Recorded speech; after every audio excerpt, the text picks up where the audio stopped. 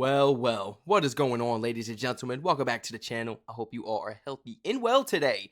Welcome all my new supporters as well. Thank you so much, everyone, for joining me. I hope your day was fulfilled with nothing but joy and positivity. Let's jump right into this video. I haven't reacted to this before. I feel like we already reacted to the most beautiful places in Australia. No? I mean, this was highly recommended. I'm looking at it like, I don't know if I can react to this, man. I might have to skip over this one because I feel like I reacted to it. Went back to the videos, ain't even react to this one. I'm like, 18 more? Let's jump right into it. Today we'll be reacting to 18 most beautiful places to visit in Australia. Australia travel guide. I love these travel guide videos, man. Original video link will be down below in the description. Let's check out your beautiful country, man. The land down under. Should be the land up top. You know how beautiful the land up top? Because definitely one of the ones. But I see why they call it the land down under. You know what I'm saying? But hey, it's one of them ones. You know, it really needs to be up here when it's down here. Welcome back, folks, to a brand new video. The world's smallest continent and the largest island, Australia is literally a traveller's paradise. From Aboriginal tribes to harsh landscapes, national parks, stunning beaches, and some of the best destinations for surfing. Australia has it all. So let's take a look at 18 beautiful places to visit in Australia.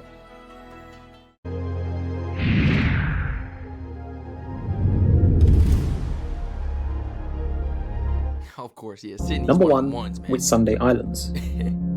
A cluster of islands located off the Queensland coast. And Whitsundays offers everything you'd expect from a tropical paradise.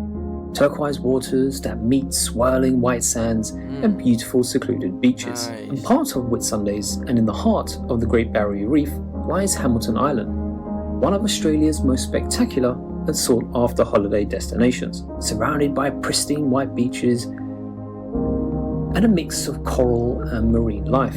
So Pristine white. You don't hear about that too often in the US. The sand is not that white and clean. And nor will it ever be. Does it depend like how far you go within the world? Like, certain countries got different colored sand. I mean, out there, like, certain countries, they got red sand and stuff. US, we got like a dirty brownish, like a dirty beige type of sand. Yeah. And some beaches, they got like gray sand. And I feel like that's just dirty at that point. Like, I feel like the sand is just dirty because we got gray sand as well. But like, it don't look like this. Hamilton Island is a perfect Look at base that for water, exploring man. the world famous Whitehaven Beach. Look at all them little fish in there. I'm looking down like, like that water too clear. Fraser Island. At 76 miles long and 14 miles wide, Fraser Island, the world's largest sand island, offers one of Australia's most unique four-wheel drive adventures. Four-wheel drive adventures. So you gotta drive along this water? Even the highway is actually a beach. A 75-mile beach. What? But you'll find lush rainforests growing on top of sand dunes, over 100 freshwater lakes and creeks, wild dingoes, spectacular sandstone cliffs, and one of the best places to see baby humpback whales. Now these are just a few of the reasons why this UNESCO World Heritage Island is one of the top places in Australia. Number 3. You say like a highway. You said, what was it, like 75 miles, I think he said, along the beach? Or like going through the beach? He said the highway is a beach as well. Man, that's cool. The highway is a beach as well? I look at little things as like a bridge going across a lake. Not even an ocean. I look at little things like that as exciting. Ooh, we don't got that here. You're talking about a whole highway and it's a beach basically? Or it's going through a beach? We're gonna have to look that up. No way I'm letting that slide.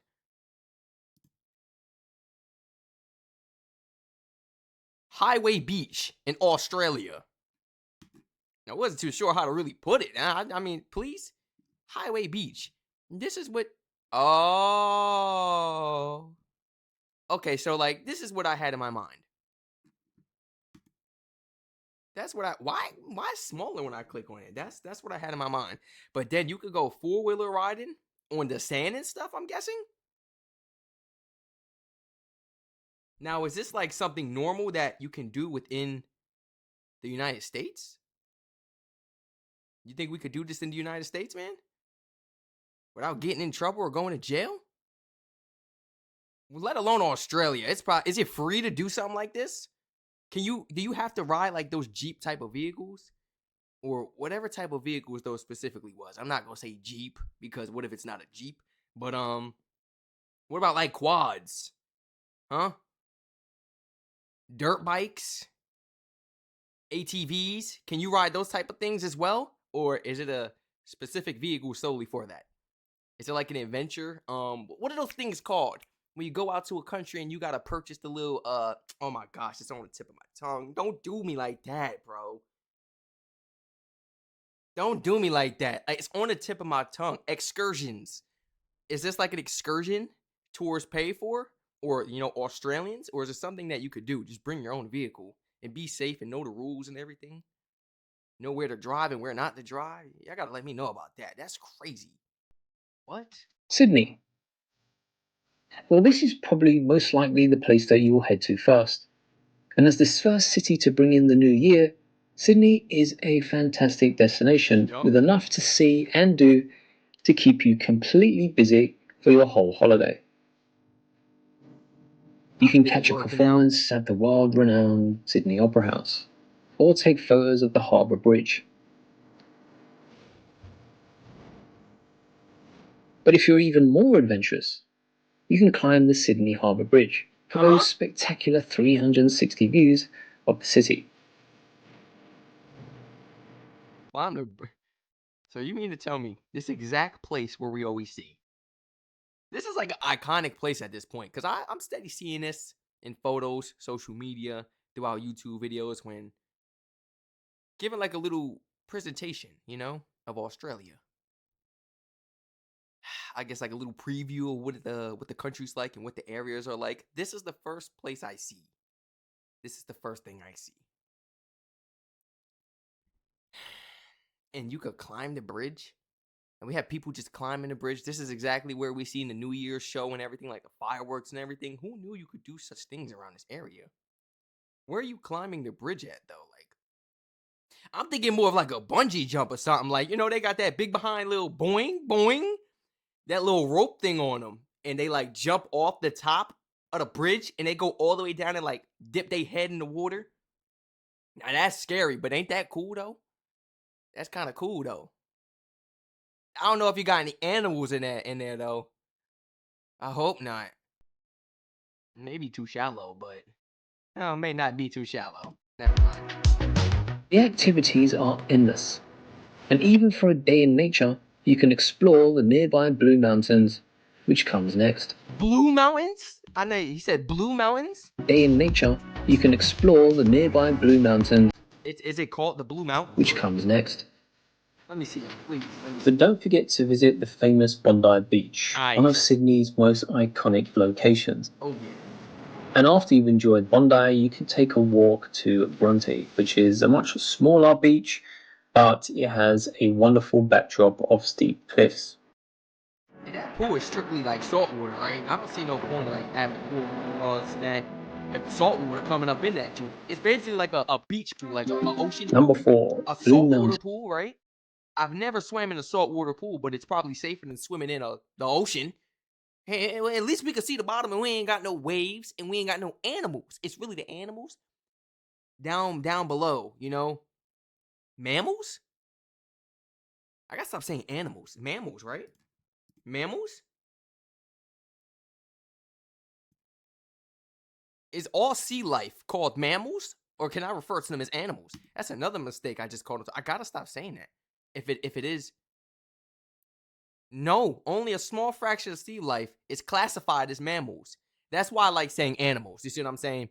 Because there's like manatees, dolphins. There's certain animals that would be considered mammals and stuff. But I didn't want to, refer to all of them. All the sea life is that. Forgive me, guys. Named after the blue haze emanating from the many eucalyptus trees, The Blue Mountains National Park is yet another UNESCO World Heritage Site in the beautiful country of Australia.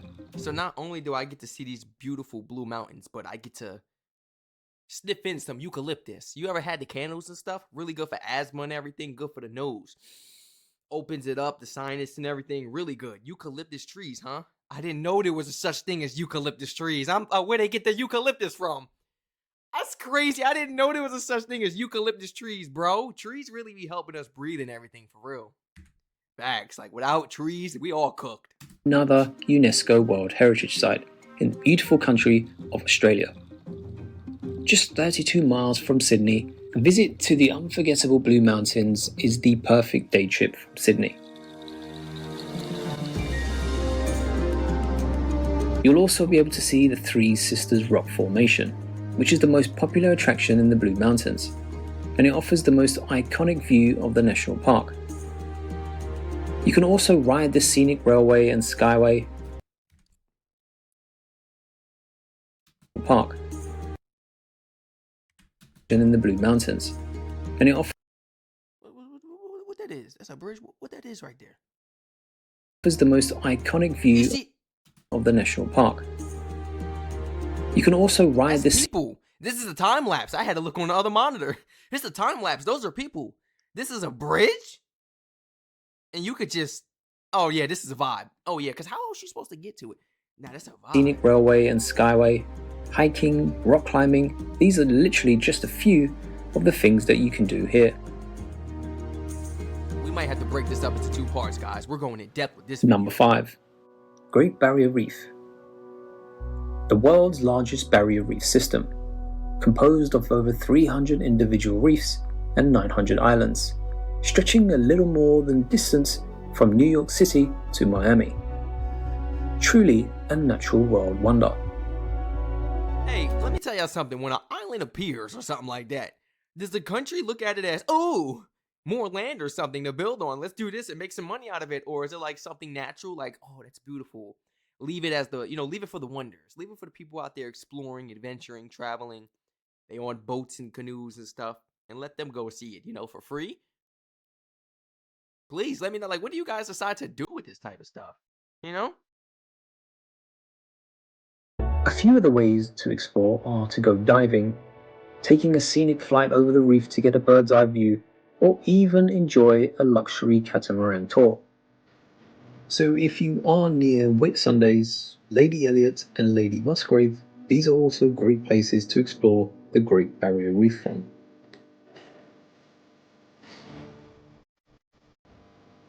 I be thinking, like, what if the animals and mammals talk? They all got Australian accents. That's fly. That's fly. Like, my imagination be going wild. What if I talk to this dolphin? They were to talk. Number 6. Gold Coast. With a coastline that stretches for 16 miles, a booming nightlife, and some of the best beaches in Australia, which is one of the reasons why you would go. The Gold Coast attracts millions of people every year just to soak up the sun and try their luck at surfing. The Gold Coast, ladies and gentlemen, is one of the top surfing destinations in Australia and a great place to learn. Great place to learn. Oh, I didn't see no lifeguards. I didn't see any lifeguards, guys. Or maybe this is just what he's showing us right now, but are there lifeguards at your beaches? Or is it like, go at your own risk? Because it's the ocean?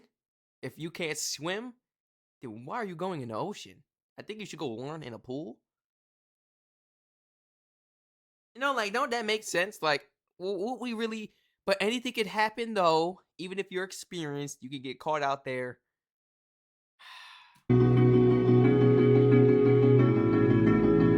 Let me know. Y'all got lifeguards? I mean, at least for the kids, right? Number 7. Melbourne.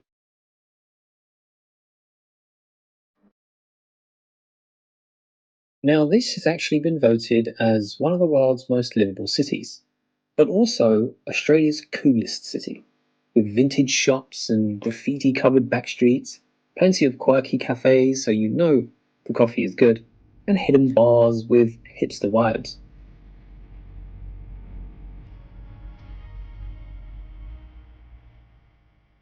So Melbourne kind of deserves a spot on your Australian holiday itinerary list. Whether you want to eat your way through the incredible food scene, admire all the street art, or catch a game in the sports capital of Australia, the city has plenty to see and do. Maybe I'll try coffee or something. I don't drink coffee, but maybe I'll try it. I suppose it's better than drinking beer. I don't drink, so I mean I could try a coffee. Number It's not 8. gonna kill me. Port Douglas. Crazy tropical weather, the beautiful 4-mile beach, plenty of luxurious accommodation, and lush natural surroundings. These are just some of the things that will make you head towards the small town of Port Douglas. Just a 1-hour scenic drive from Cairns. And it will give you a more laid-back small town vibe compared to its neighbour. But it's also very close to the Great Barrier Reef. I think Port Douglas is actually the perfect base for anyone who wants fast access to these natural wonders. Number 9. The Great Ocean Road and 12 Apostles. The Great Ocean Road is one of the most scenic drives in the world. The 243-kilometre drive from Torquay to Allansford takes you mostly along the coast, where you'll be completely surprised at the natural rock formations such as the must-visit 12 Apostles, the most famous section of the Great Ocean Road. And it features an amazing collection of rock formations known as the 12 Apostles, which have been carved out of the headland by the fierce waves of the Southern Ocean. Wow. It just goes to show, like, what were the levels before?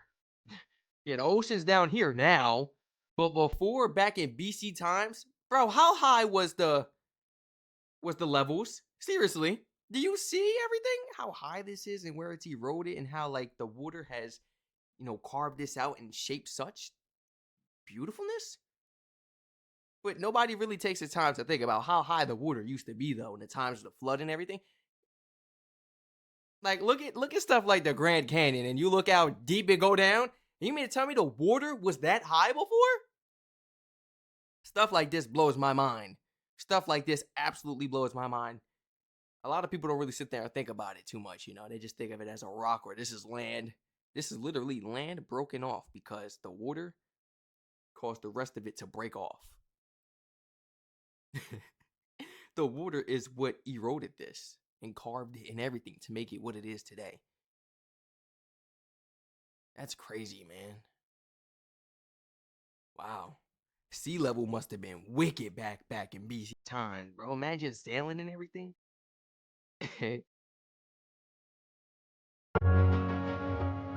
Wow, bro. It's cool though, like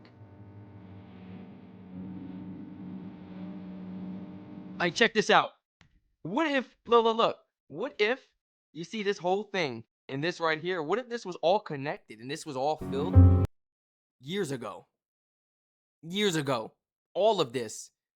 You see how we can walk over here? What if back in BC times we was able to walk along here? And this whole thing was land all the way here. And the water literally split it down the middle. I'm sorry for hitting the desk. Split it down the middle, man. Now it's like this. Like, you really gotta think about it, bro. This whole thing probably used to be land. How could you do such things to, like, rocks? That's crazy how strong and powerful water is. I guess Number it's like 10. Kakadu National Park.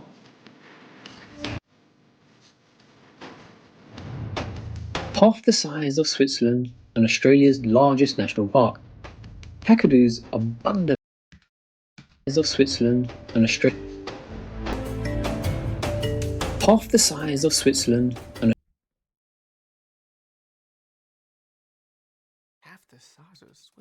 Australia's largest national park. Kakadu's abundance of natural wonders, wildlife, and rich Aboriginal culture makes this UNESCO World Heritage Park literally impossible to pass up. Jim Falls. with natural swimming pools and waterfalls with stunning backdrops like the popular Jim Jim Falls, or even the Aboriginal rock art that's 20,000 years old. Hey, how do waterfalls, stay waterfalling? Just how is that possible, Seriously, you guys gonna have to give me some type of scientific environmental explanation or something. Geopolitical, y'all gonna have to break it down. I'm serious. Because in my mind, I'm gonna forever think this way. I feel like it was God. It's a waterfall, and that's it. It's gone for life. It's gone for life. Where's the water coming from? And how can that waterfall keep on dropping water, flowing at a consistent rate for eternity? How is that possible? I mean, somebody gotta, maybe I didn't dig, deep enough into it. I don't study these type of things.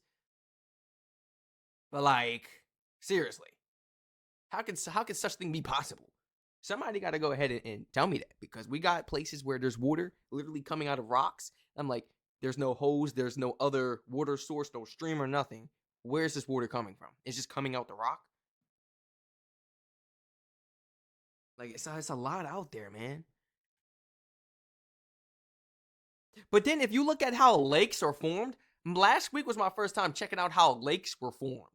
And it literally is like a sprout in the ground. Like like a sprout. And then like the water starts flowing, and like it's like a hole, and there's bubbles, and it'll keep spinning, and that's the lake forming. Literally flowing for life. And it'll start to do that all around the lake. Like, it forms itself. Mother Nature, this world isn't beautiful. Like, this world is beautiful. The world that we were blessed to be in, guys. Oh my goodness. Wow. Jim Falls, or even the Aboriginal rock art that's 20,000 years old. It's home to 1/3 of Australia's bird species, so Kakadu is one of the best places to see Australia's wildlife.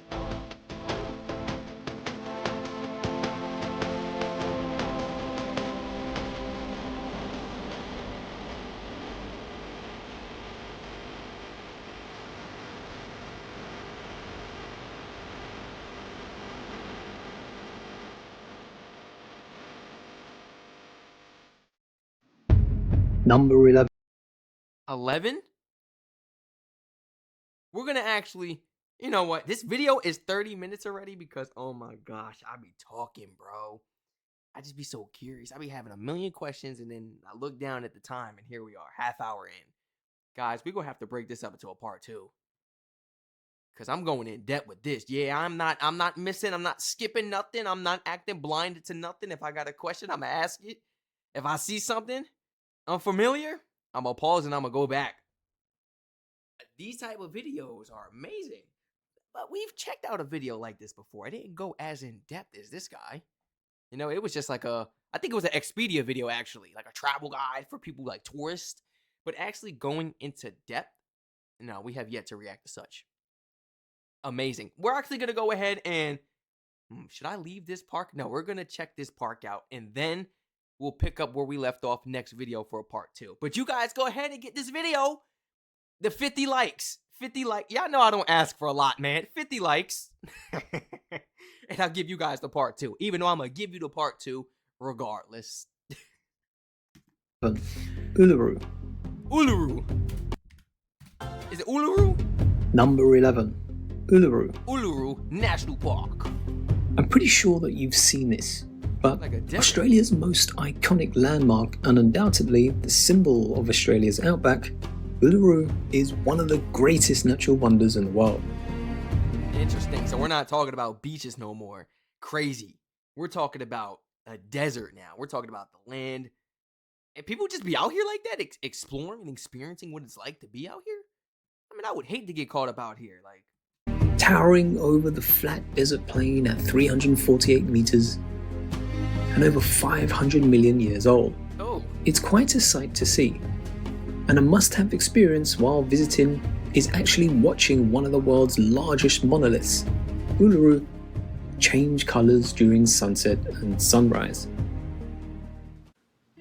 Change colors during sunset and sunrise. that is beautiful. Is that all people are coming here to see, though? Is that why people are coming here? Like, is that all why people are really coming here to just see that? Or is there more to it? Wait, let me go back a little bit. But you can actually go in it? Or am I mistaking this for something else? Because it seems that people are actually traveling out to the outback at Uluru to come and see this. But I hope this isn't the only thing they're coming to see, because how far is the outback from the city or any residential area, any suburban area? How far is that? Don't you gotta have like extra? See, this is the way I be thinking about the outback, and I gotta get out this mindset. You go to the outback, you need to have at least 2-3 extra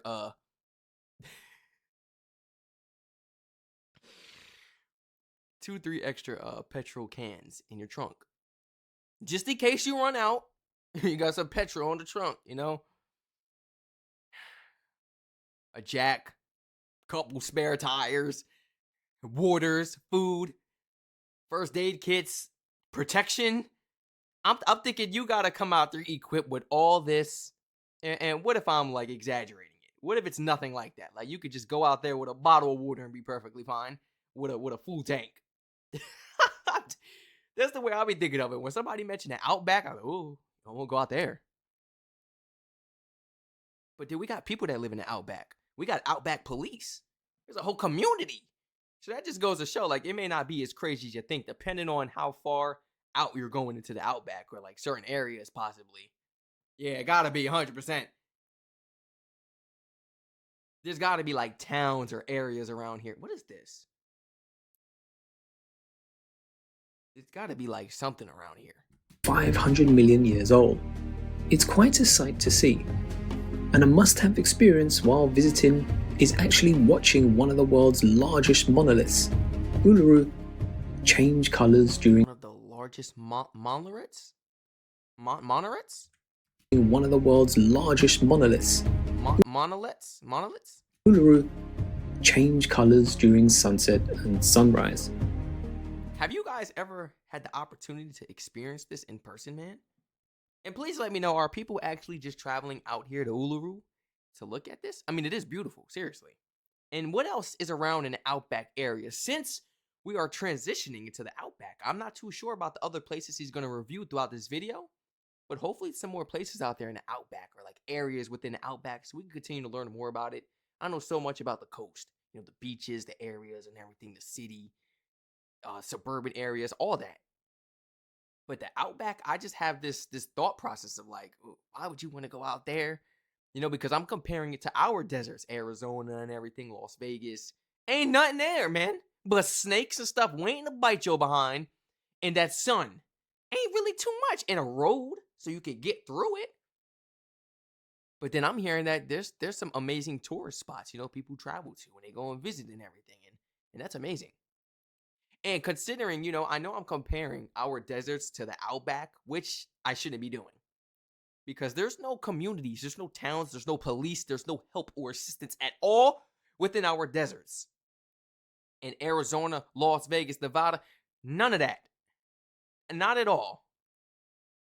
But out there in Australia, there's outback police. There is literal communities, people living, there's stores, kids go to school, like, it's amazing. Now, as far as like getting actual medical attention, like emergency support to where you need a helicopter or something, then that's where the hassle comes in, because the outback police can only do so much and they got to hold it down for a certain period of time until that support actually makes it to the outback.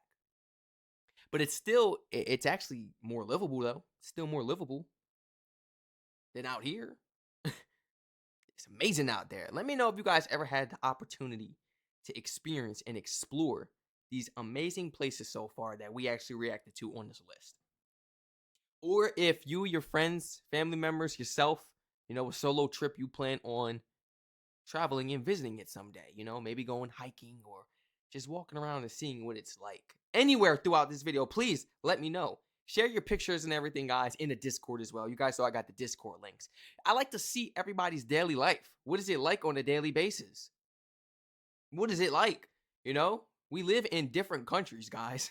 I want to be able to share my perspective of what I see on a daily basis. See how you guys are living on a regular Tuesday. See how my other people are living on a random Wednesday. You know what I'm saying? So feel free to follow the Discord. Feel free to follow all my other YouTube channels down below in the description. Go ahead and subscribe. You don't want to miss out. Follow the Twitch because we will be reacting to videos like this on live streams. Tongue twister. Especially 100%, 1,000%. 1,000%, man. I have so much more videos I want to react to that you guys recommended of places and things to do in Australia and visit. And I'm like, what? You know, we react to one travel guide video from Expedia and think that we know it all. I'm like, Strac, you got to get out that because you ain't even seen it all. There's no way they could possibly fit all of Australia in one Expedia video. And it was like 8-9 minutes, you know what I'm saying? And this is 17 minutes. This is like a 19-20 minute video, which is amazing. And I'm definitely looking forward towards reacting to more videos like this in the future. Stay tuned for part 2. Let's get this video to 50 likes, man. Get this video to 50 likes. Y'all go ahead and get the part 2. Like I said, I'm going to post a part 2 anyway. You know, but you could get it sooner if you go ahead and smash that thumbs up button. I love you all so much. Stay safe. And I hope to catch you all in the next reaction video.